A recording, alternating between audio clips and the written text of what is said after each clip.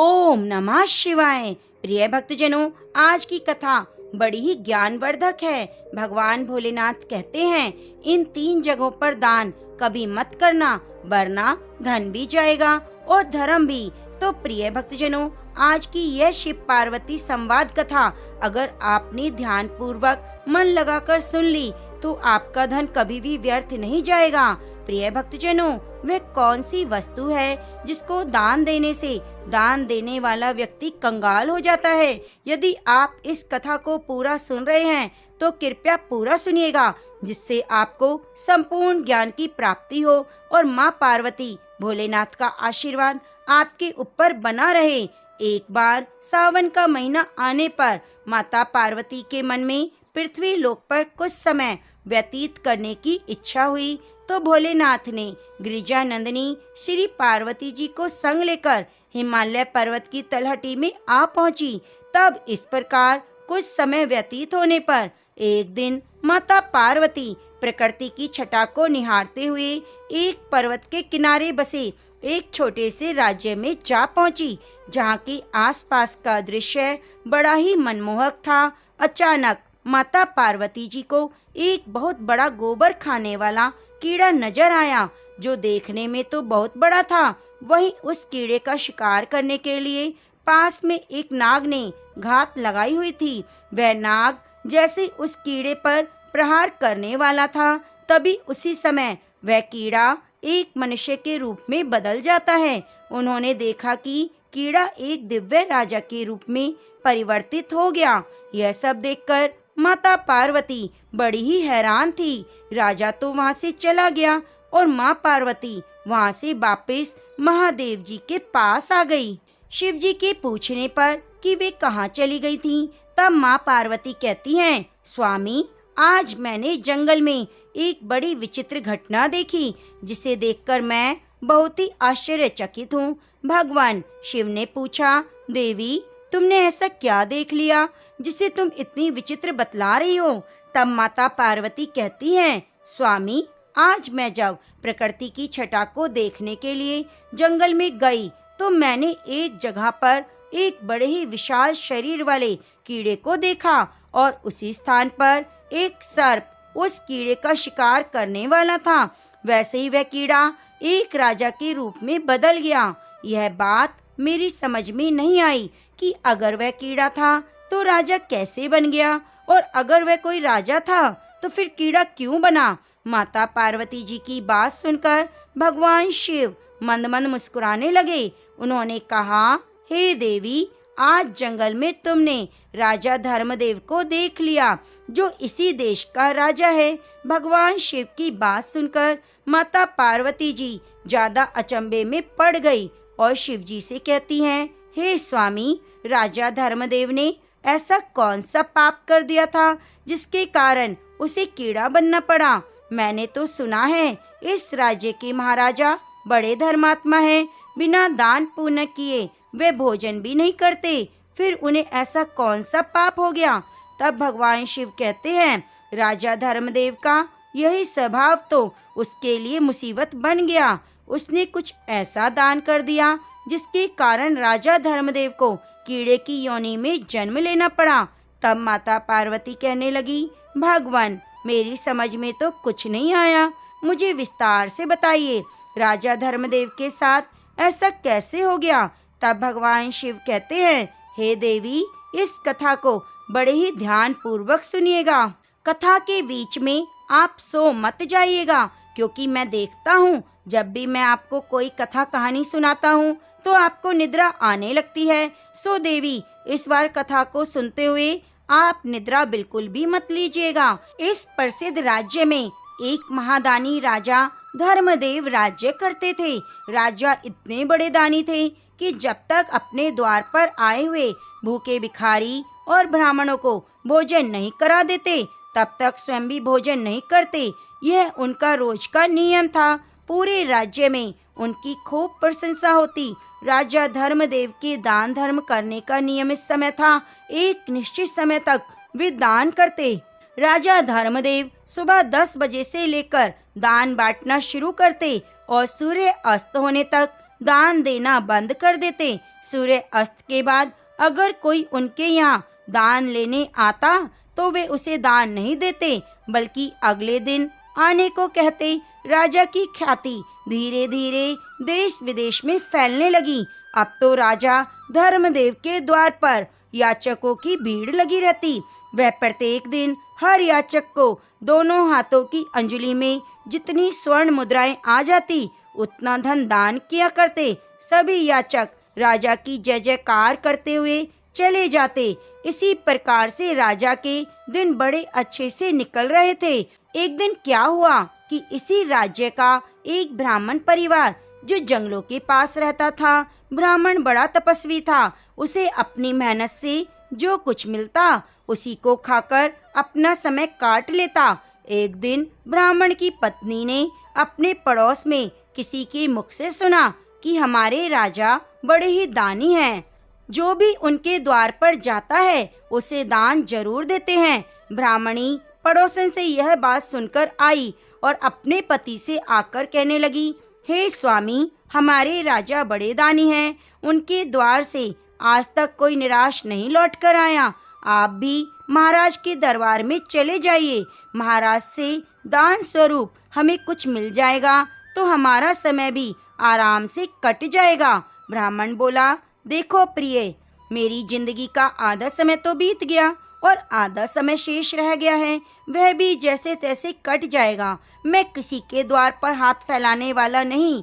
ब्राह्मणी बोली, महाराज, आप कैसी बातें करते हो? जब आपका राजा दान दे रहा है तो प्रजा को दान लेने में कोई बुराई नहीं। फिर हम तो ब्राह्मण हैं, हमारा धर्म है दान लेना। मैं कहती हूँ आप राजा के पास एक बार जरूर जाओ। ब्राह्मणी कहने लगी, देखिए, अपने परिवार का अच्छे से पालन पोषण करने की जिम्मेदारी हर गृहस्थ की बनती है।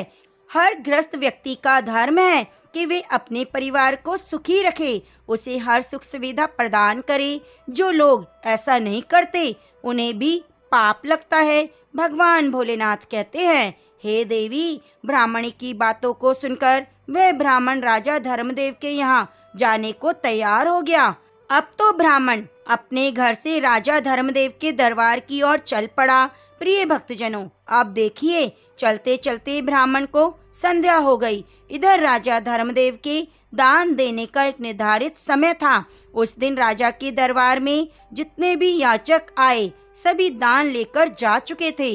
अब राजा का दान देने का समय समाप्त हो गया। सभी दान पेटियों पर ताले लग गए। इधर ब्राह्मण बड़ी दूर से पैदल चलकर आ रहा था, लेकिन ब्राह्मण के पहुंचते पहुंचते सूर्य अस्त हो गया। अब महाराज ने दान देना बंद कर दिया। राजा और उसके सैनिक दान पेटियों को लेकर राजमहल की ओर जा रहे थे। उसी समय रास्ते में ब्राह्मण उसके मार्ग में आ जाता है और बड़े विनीत भाव से कहने लगा, हे महाराज, मैंने सुना है आप हर दिन गरीब को दान देते हैं। मैं भी एक निर्धन गरीब ब्राह्मण हूँ, काफी दूर से चलकर पैदल आया हूँ, कृपया मुझे आप दान दीजिए। सूर्य अस्त के बाद अपने पास एक ब्राह्मण को आया देखकर राजा कहने लगा, हे ब्राह्मण देव, मुझे क्षमा करें, मैं सूर्य अस्त के बाद दान देना बंद कर देता हूँ। आप मेरे पास सूर्य अस्त के बाद आए हो, अब आप वापस लौट जाओ। प्रातः काल मेरे पास आइएगा, तब मैं आपको दान दूंगा। यही नहीं, कल जब आप मेरे पास आएंगे तो मैं आज का भी और कल का भी 2 दिन का दान दूंगा। पार्वती जी, ब्राह्मण थोड़ा जिद्दी स्वभाव का था, कहने लगा, महाराज, आज ही मुझे दान दे दीजिए, मैं कल का इंतजार नहीं कर सकता। रोज रोज दान लेने के लिए आपके यहाँ नहीं आ सकता। जब राजा ने यह बात सुनी तो राजा को क्रोध आ गया, परंतु ब्राह्मण जानकर राजा ने फिर उसको समझाया, हे ब्राह्मण देव, तुम्हें कल ही दान लेने आना पड़ेगा। मैं तुम्हें कल ही दान दे सकता हूँ, आज दान नहीं दे सकता। फिर ब्राह्मण बोला, नहीं महाराज, दान केवल आज ही लूंगा, कल मैं आपके पास नहीं आऊंगा।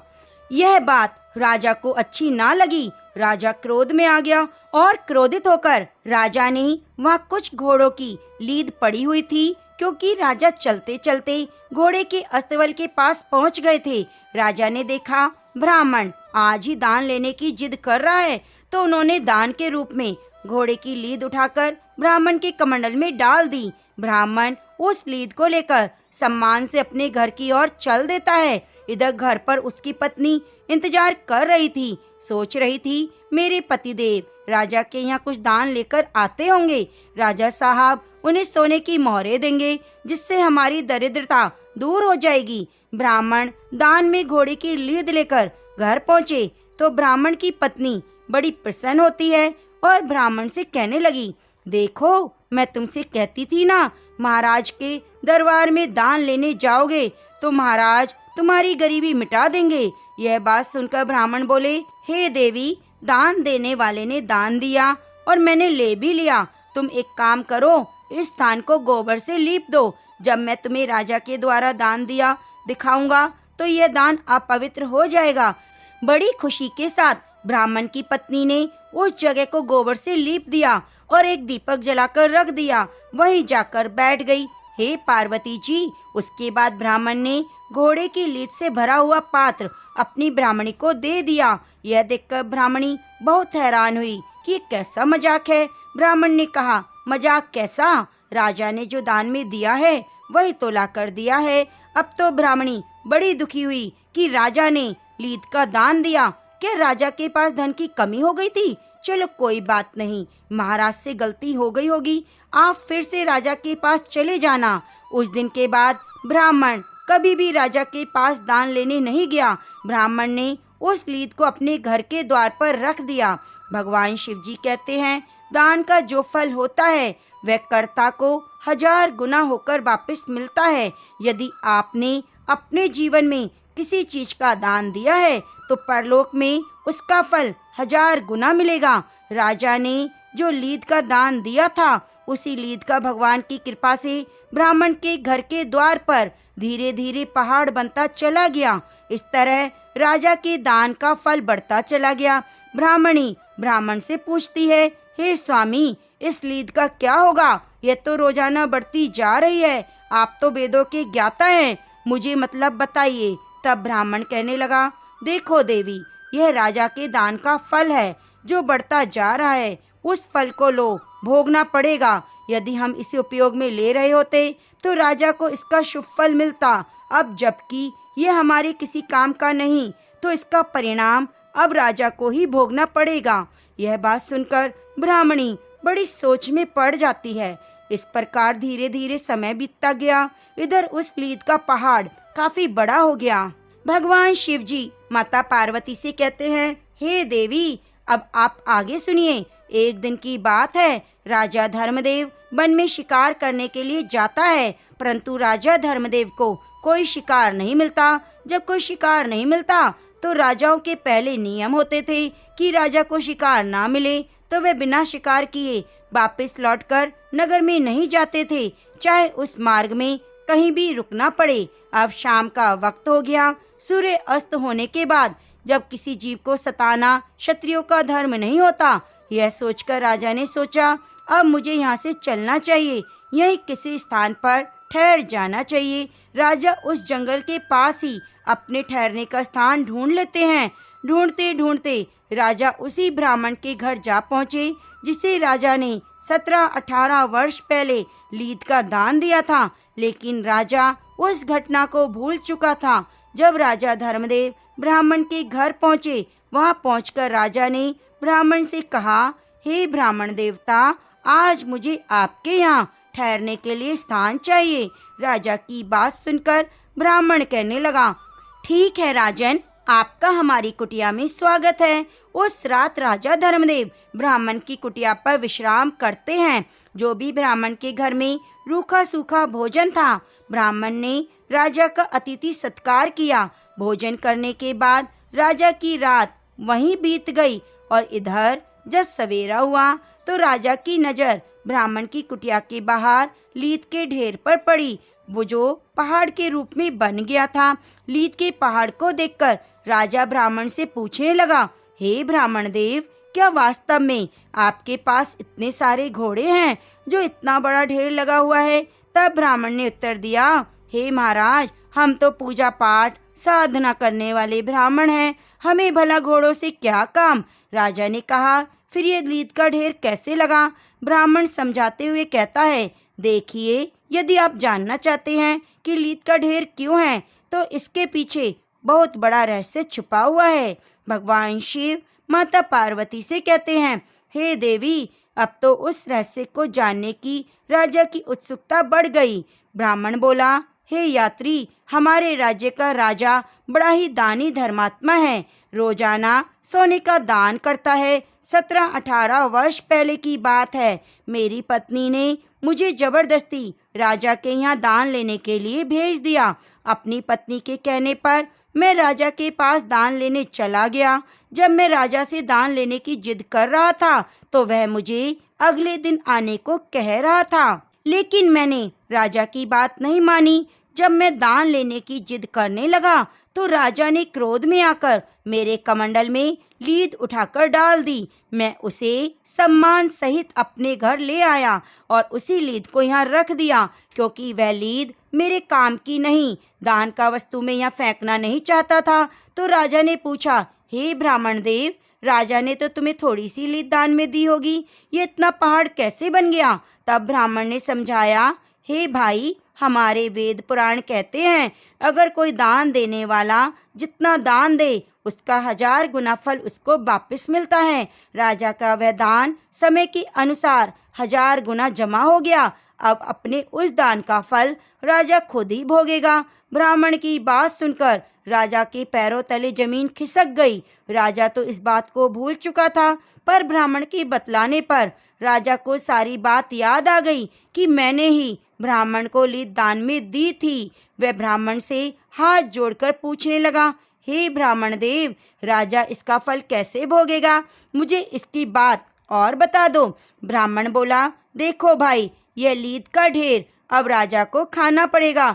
जब वह इसे खा नहीं लेता, तब तक बढ़ता ही रहेगा। ब्राह्मण की बात सुनकर राजा घबरा गया। उसने सारी बात ब्राह्मण को बता दी कि मैं ही इस राज्य का राजा हूँ और मैंने ही आपको दान दिया। मुझे क्षमा करें, मुझे उपाय बताएं, मेरा उद्धार कैसे होगा।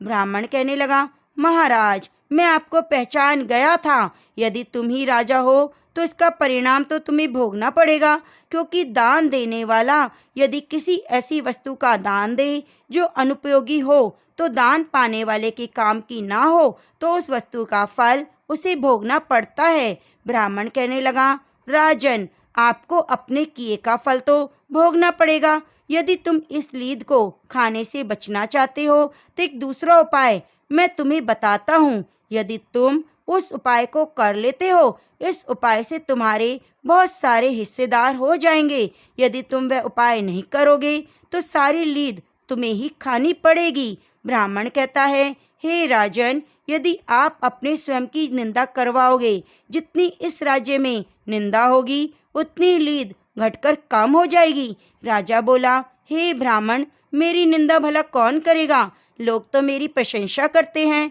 तब ब्राह्मण ने कहा, तुम्हारे जो कुल पुरोहित हैं, तुम उनकी कन्या का हाथ पकड़कर जबरदस्ती अपने घर ले आना। उसके मांगने पर भी कन्या को मत लौटाना। इस प्रकार से तुम्हारे राज्य में निंदा शुरू हो जाएगी। लेकिन उस कन्या के प्रति तुम कभी भी गंदी नज़र मत डालना। तुम उस कन्या को बेटी के रूप में लेकर आना, लेकिन यह बात किसी को मत बताना कि तुम उसे बेटी बनाकर लाए हो। कन्या को लेकर जाकर तुम उसे रानी के पास छोड़ देना और कह देना कि वह उस कन्या को बेटी की तरह पाले। प्रजा के लोग समझेंगे तुमने बहुत बड़ा निंदनीय काम किया है, तो पूरे राज्य में तुम्हारी निंदा हो जाएगी और यह लीद का ढेर कम हो जाएगा। राजा को यह उपाय समझ में आ गया। अब तो राजा अपने राज्य को लौट आया और आकर सीधा अपने कुल पुरोहित के घर पहुंचा।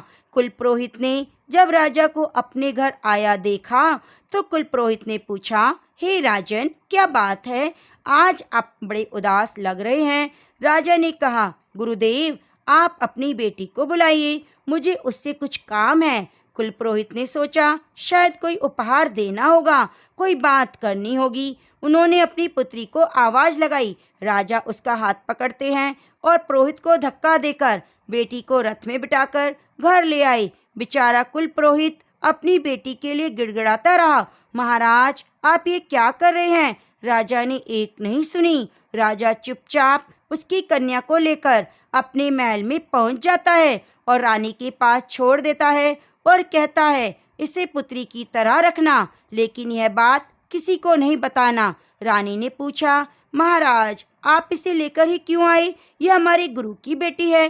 तब राजा ने कहा, महारानी चुपचाप होकर आप सब कुछ देखो, जो मैं कर रहा हूँ वह अपने उद्धार के लिए कर रहा हूँ। आगे भगवान शिव कहते हैं, हे पार्वती जी देखो, राजा जब पुरोहित की बेटी को उठाकर लाया तो सभी प्रजा वालों ने देखा। उस समय तो किसी को कुछ पता नहीं था, तो पूरे राज्य में उसकी निंदा होने लगी। राजा तो बड़ा व्यभिचारी व्यक्ति है, जिसने अपने गुरु की पुत्री को पत्नी बनाकर जबरदस्ती रख लिया। हम तो पहले ही कहते थे ना, राजा बड़ा नीच है, लोगों को दान देकर केवल दिखावा करता है। इस प्रकार से पूरे राज्य में उसकी बदनामी होने लगी कि ऐसे राज्य का क्या भरोसा। इस प्रकार से ब्राह्मण के द्वार पर वह लीद का ढेर कम होता जा रहा था। जो लोग राजा की निंदा कर रहे थे वे उस लीद के ढेर के हिस्सेदार होते जा रहे थे। धीरे धीरे वह लीद का ढेर कम हो गया। राजा कुछ दिनों बाद फिर से दोबारा ब्राह्मण के घर गया तो देखता है लीद का ढेर कम हो गया है, जितना राजा ने ब्राह्मण को दान में दिया था। यह सब देखकर वह बहुत खुश हुआ। ब्राह्मण से बोला, हे ब्राह्मण देव, आपने पहाड़ जैसा लीद का ढेर तो कम करवा दिया। जिन जिन लोगों ने निंदा की वे इसके हिस्से में चली गई, लेकिन जब ये थोड़ी सी रह गई है, इसका उपाय बताइए। ब्राह्मण ने कहा, हे राजन, ये जो लीद रह गई है ये तुम्हारे हिस्से की है, तुम्हें खाना ही पड़ेगा। तुम्हें इसे खाने के लिए कीट का योनि में जन्म लेना पड़ेगा। अब राजा बोला, हे मुने, ऐसा कौन सा उपाय है कि जो मैं करूं जिससे आप मुझे बता दो, ये लीद खत्म हो जाए, मुझे कीट की योनि में जन्म ना लेना पड़े। तब ब्राह्मण एक उपाय बताता है, राजन, मेरा एक भाई है जो इसी नगर में रहता है। वे बड़ा विद्वान ईश्वर भक्त है, भगवान शिव में उसकी भक्ति है। वे दोनों पति पत्नी बड़े ही सज्जन हैं, हर समय ईश्वर के ध्यान में लगे रहते हैं। लगता है उन दोनों ने तुम्हारी बुराई नहीं की। यदि वे दोनों तुम्हारी बुराई निंदा करते हैं तो बचा हुआ लीद का ढेर भी समाप्त हो जाएगा। ब्राह्मण की बात सुनकर राजा कहते हैं, हे महाभाग, हे ब्राह्मण, मैं उनसे अपनी निंदा करवाता हूँ। भगवान भोलेनाथ माँ पार्वती से कहते हैं, हे देवी। राजा भेष बदलकर ब्राह्मण के घर पहुँचते हैं। ब्राह्मण राजा का स्वागत करता है, बैठने के लिए आसन देता है। राजा आसन पर बैठ जाते हैं। अब राजा उस ब्राह्मण से कहने लगे, हे ब्राह्मण देव, मैंने सुना है यहाँ का राजा तो बड़ा ही अन्यायी है, नीच प्रवृत्ति का है। ब्राह्मण कहने लगा, होगा, मुझे क्या लेना देना। तब राजा ने कहा, महाराज, उसने अपनी गुरु की पुत्री को बलपूर्वक अपने घर में रख लिया। तब ब्राह्मण बोला, मुझे नहीं पता। अब राजा अपने ही मुख से अपनी बुराई करने लगा, कहने लगा, बताओ, अपनी गुरु की पुत्री को घर में रख लिया, ये कहाँ का न्याय है, बड़ा ही दुष्ट राजा है। ब्राह्मण बोला, हे भाई, मुझे नहीं पता, और ये सब बातें मुझे क्यों सुना रहे हो। जब राजा ने बार बार ब्राह्मण को आलोचना करने के लिए उकसाया, फिर भी उसने आलोचना नहीं की। तब ब्राह्मण ने अपने तपोबल से देखा कि यह राजा है, यह तो मुझसे निंदा करवाने आया है और मुझसे निंदा करवाकर अपने पाप में मुझे सम्मिलित करना चाहता है। तब ब्राह्मण कहने लगे, मैं तुम्हें पहचान गया, भलाई इसी में है, आप यहाँ से चले जाइए। मैं किसी की आलोचना नहीं करता, मैं सच्चा शिव भक्त हूँ, माता पार्वती के बताए हुए उपदेशों का अनुसरण करता हूँ, किसी की बुराई नहीं करता। मैंने आज तक कभी कोई अनैतिक कार्य नहीं किया और ना ही करूँगा, जिससे मुझे अपना परलोक नहीं बिगाड़ना। हे राजन, तुम्हारा पाप तुम्हें ही भोगना पड़ेगा। ब्राह्मण ने फटकार लगाकर राजा को भगा दिया। निराश होकर राजा वहाँ से लौटकर अपने राज्य को चला जाता है और फिर एक दिन बाद उस ब्राह्मण के घर आता है जहाँ पर लीद का ढेर लगा था। ब्राह्मण के चरणों में आकर गिर पड़ा। राजा कहता है, हे ब्राह्मण देव, अब क्या और उपाय नहीं। तब ब्राह्मण ने कहा, नहीं राजन, समझ लो, अब तुम्हें ही खाना पड़ेगा, जैसे भी खाओ। यह बात राजा कहने लगा, हे ब्राह्मण देव, पता नहीं कब मुझे कीट का जन्म धारण करना पड़ेगा, तब तक पता नहीं मुझे कितने पाप होते रहेंगे। क्यों ना आप मुझे कुछ समय के लिए कीट बना दो। ब्राह्मण कहने लगा, राजन, मैं तुम्हें कीट नहीं बना सकता, इतनी शक्ति मेरे अंदर नहीं, यह काम तो भगवान का है। परंतु तुम्हें बता सकता हूँ, यहाँ से मरने के बाद तुम एक दिन कीट अवश्य बनोगे। जब तुम अपने हिस्से की लीद खा लोगे, इस पाप से मुक्त हो जाओगे, क्योंकि तुमने जीवन में कोई पाप नहीं किया, सदैव दान किया है, सदैव गरीबों की सहायता की है। परंतु तुमसे ये भूल हो गई, तुम्हें ये भूल भुगतनी पड़ेगी। कीट तो अवश्य बनना पड़ेगा, लेकिन लीद को खाने के बाद तुम मानव योनि को प्राप्त हो जाओगे। भगवान भोलेनाथ माता पार्वती को आगे की कथा सुनाते हुए कहते हैं, देवी, कुछ ही दिनों बाद राजा धर्मदेव की मृत्यु हो गई। मृत्यु के बाद गोबर खाने वाला कीड़ा बना। जिस जगह पर लीद पड़ी थी, वहाँ लीद खाने लगा। धीरे धीरे कई वर्षों में लीद को वह कीट खाते खाते अपने हिस्से की सारी लीद खा लेता है। तभी आपकी नज़र उस कीड़े पर पड़ी और उस समय वह मनुष्य रूप में प्रकट हो गया। राजा धर्मदेव, जिसने क्रोध में एक ब्राह्मण को दान में लीद दी, जिसके कारण वह कीड़े की योनि में पैदा हुआ। प्रिय भक्तजनों, इस प्रकार एक महान दानी राजा को भी अहंकार में आकर किए गए दान का फल कीड़ा बनकर चुकाना पड़ा।